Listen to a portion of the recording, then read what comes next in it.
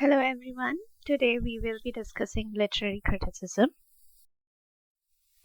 These are certain ways in which you can connect with us. We will be helping you with video lectures, PDFs, previous year question paper discussions, mock tests, and discussion about current affairs in literature and live doubt clearing sessions. Please contact us on the following number presented on the screen for the preparation of June 2025 course for the exam that's going to be held in June. So we still have few days, and today we will be dealing with literary criticism. To start with, literary criticism is the study, analysis, or evaluation of literature. It encompasses a wide range of approaches and methods to interpret, understand, and critique any literary work. Literary critics assess texts based on the theme, structure, language, style, historical context, and cultural significance. This discipline helps readers gain deeper insights into a work's meaning, impact, and place in the literary history. Now, literary criticism is the practice of interpreting and writing about literature, whereas literary theory is a composite study of principles through which the critics stand to reason works of literature. So the previous video that we had discussed was on literary theory, and this is literary criticism, which forms the base of literary theory. So there are different forms of criticism, such as legislative criticism. It helps us to understand how to write better, and it originated at the time of Elizabethan age. Then we have aesthetic criticism, which celebrates the beauty of artistic work. Impressionist criticism, which records the personal experiences of the writer.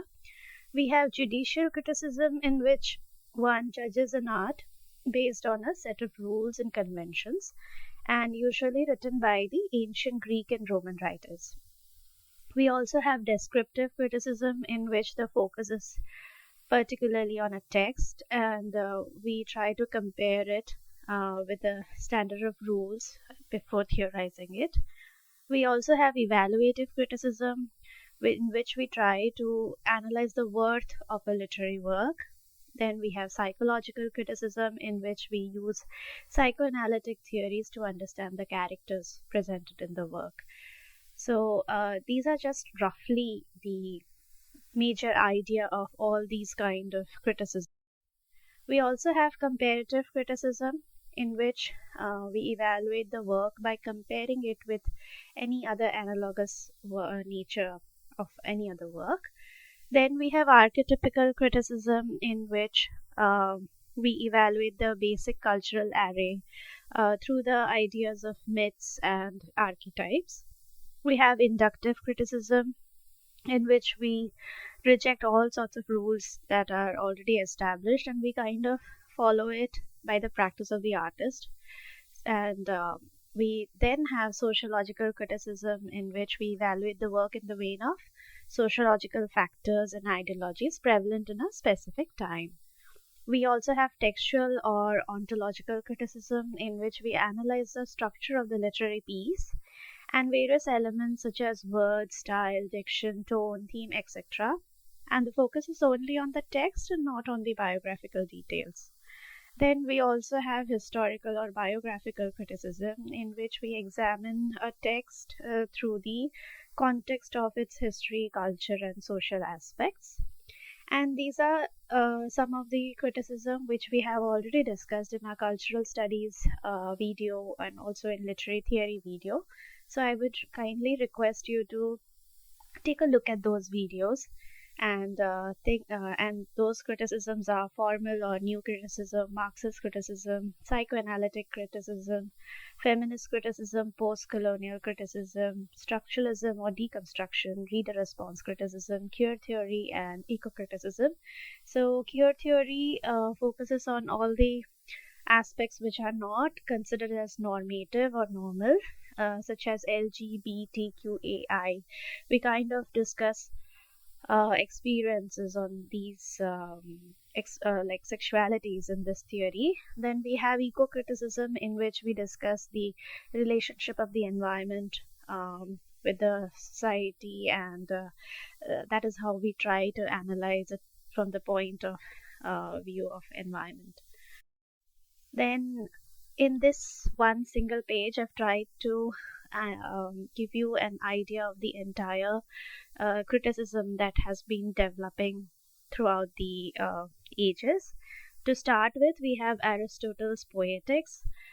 Please remember, you will be given again, match the following questions, or please identify which work has been written by this critic, or which idea has been given by this critic, or which idea has not been given by this critic, things like that. So you might face questions like these. Then we have Plato's The Iron, the Republic, the Symposium, the Laws. We have Longinus on the Sublime.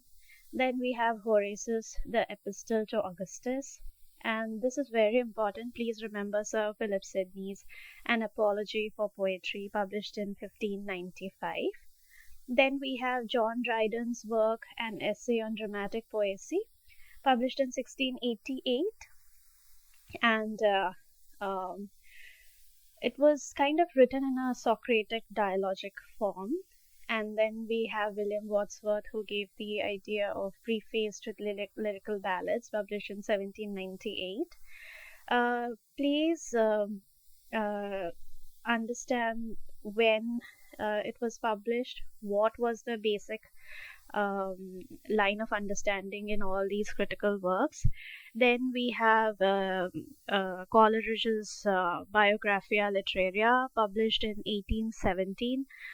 Please go to Wikipedia or any book that you're following and understand the concepts that these writers or critics have given, such as fancy, imagination, primary imagination, secondary imagination. You might be asked differences between those concepts that they had given. So please look up on these concepts. Then we have Dr. Samuel Johnson's A Dictionary of English Language in 1755. Then we have Matthew Arnold's The Study of Poetry, published in 1880. Please remember, this work is very important because in this he had given the idea of touchstone method. Please look up what is touchstone method. In that, we kind of compare the existing works with the other works that had been published by our ancient critics or writers. So that is how we make those as standards to compare the works that has been written in the recent or contemporary times. So that is the idea given by Matthew Arnold. And his other work was The Function of Criticism at the Present Time, published in the year 1864. Then we have T.S. Eliot. He had given the concept of objective correlative. Please understand what is objective correlative. It has also been compared with the idea of negative capability given by Shakespeare.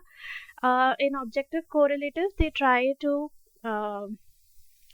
assign an object with a sense of emotions or feelings, such as thunder. It represents some emotions which are representing chaos and things like that. So they assign certain emotions to objects, and you can try to understand this in detail. And it was given in the in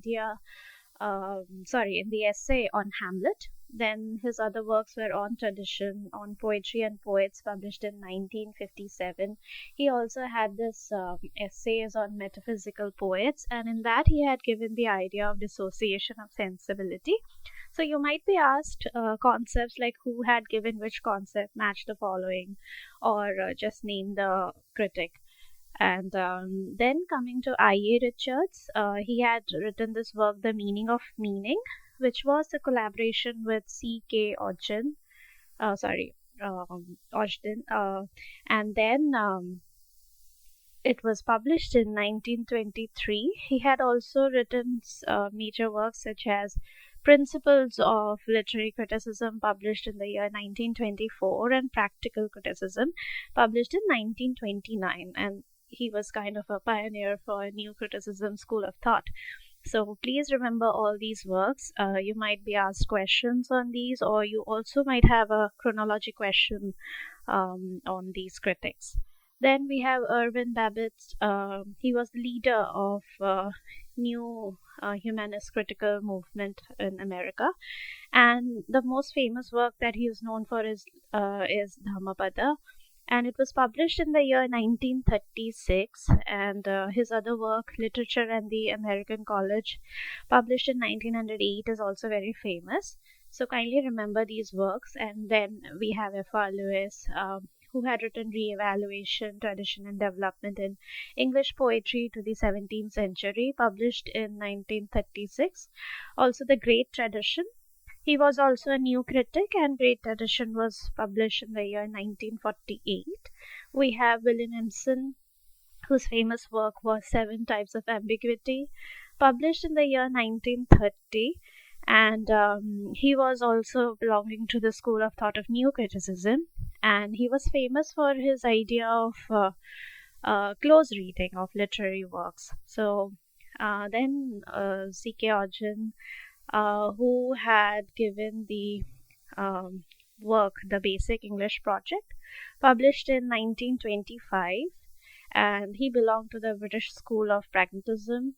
So kindly remember these critics and their works for which they have been known, and look up on the basic ideas given in all of these works. So you so much, and I hope you prepare well for your examination. And I'll see you with the next section. You still have time, so please don't lose hope and keep revising everything that you have been reading since long.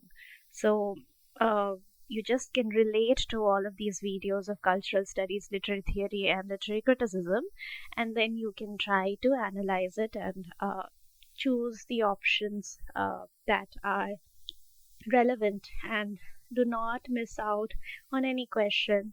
Give a calculated guess and try to answer all the questions.